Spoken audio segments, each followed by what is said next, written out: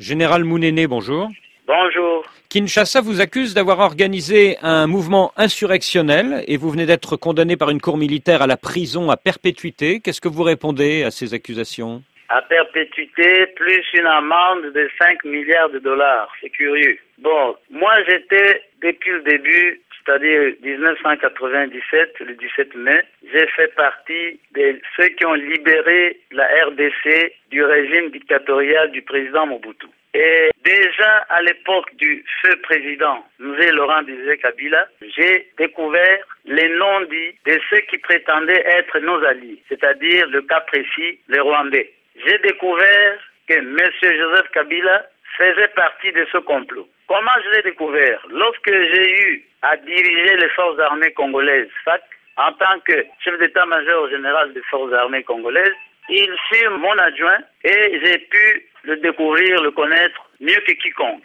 Il s'est imposé en 2001, tout a commencé à s'empirer. Il est à la base des FARDC, mal encadré, mal administré, et Joseph l'a fait exprès pour fragiliser cet outil de défense afin que l'Est, justement, dont on parle, soit perméable aux voisins qui ont des plans hégémoniques. Donc je lui faisais ombrage. J'ai été limogé en 2006. J'étais surveillé en permanence, je n'avais plus droit à la rémunération, ce qui a fait que, à la fin, lorsqu'ils en voulaient à ma vie, j'ai dû quitter. Vous avez donc fui au Congo-Brazzaville en septembre 2010 et depuis, parmi les faits qui vous sont reprochés par Kinshasa, il y a l'attaque en février 2011 de la résidence du président Kabila à Kinshasa, 19 morts. Quel rôle avez-vous joué dans cet assaut? Évidemment, comme résistant, nos éléments qui sont dans les services de sécurité et les forces armées se sont révoltés et ont pris l'initiative d'en finir avec Joseph Kabila parce que c'est lui qui est l'auteur de nos malheurs. Et les jeunes gens se sont organisés pour cette attaque-là bien précisément. Donc c'est vous qui avez commandité cet assaut? J'étais bien au courant de l'initiative des jeunes gens, n'est-ce pas? Moi, je n'étais pas en mesure d'organiser puisque j'étais déjà chez nos amis, protégé par nos amis. Mais les jeunes gens ont réagi positivement. Donc vous reconnaissez que l'armée de résistance populaire est un mouvement insurrectionnel? Il n'est pas un mouvement insurrectionnel, c'est un mouvement de résistance qui revendique les droits d'un peuple martyrisé, d'un peuple humilié.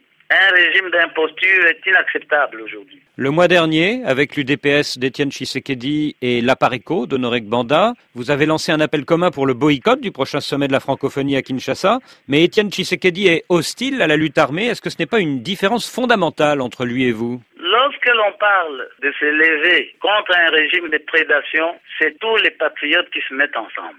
C'est-à-dire, M. Tshisekedi a trouvé peut-être la forme la plus modérée, aller aux élections, mais après le hold-up de novembre dernier, 2011. Vous parlez des élections. Exactement. Avec les fraudes, avec tout ce qu'il y a eu, le rejet de ces résultats par la communauté nationale et la communauté internationale, nous l'avons convaincu qu'avec Kabila, il n'y aura pas des élections justes, transparentes, comme l'on prétend, parce que tout est boutiqué à l'avance. Nous étions au courant de la mascarade électorale pour pouvoir cautionner sa victoire frauduleuse.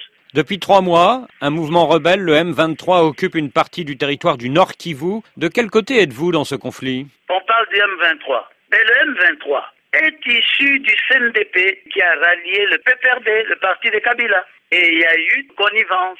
Alors, il y a eu mutinerie. Mais les soldats n'ont jamais été rémunérés. À partir du moment où les éléments du CNDP qui ont incorporé les FARDC vivent les mêmes conditions que leurs collègues qu'ils ont trouvés, évidemment, ils ont compris qu'avec Kabila, il n'y avait pas d'avenir. Donc, nous considérons que la résistance congolaise ne tient pas compte des ethnies, des tribus, des religions. Le M23, actuellement, fait partie de la grande résistance. Et qu'est-ce que vous pensez de l'accord du 15 juillet à Addis Abeba entre les présidents Kabila et Kagame pour la constitution d'une force neutre au Nord Kivu?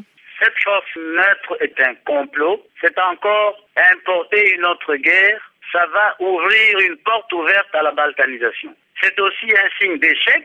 Ils ont échoué, c'est-à-dire qu'ils n'ont plus d'autres recours pour rester au pouvoir. Ils veulent trouver un soutien quelconque pour se maintenir dans un pouvoir qu'ils ont volé. Dans quel pays êtes-vous aujourd'hui, Général Mounene? Moi, je suis au Congo-Brazzaville, protégé par les autorités. Moi, je pense que le président Sassou connaît les droits humains. Il ne peut pas accepter qu'un cadre de mon niveau soit extradié parce qu'il n'y a pas une justice au Congo. Moi, j'ai échappé à un assassinat. J'ai droit, comme tout citoyen du monde, à la protection et à la vie. Général Mounene, merci.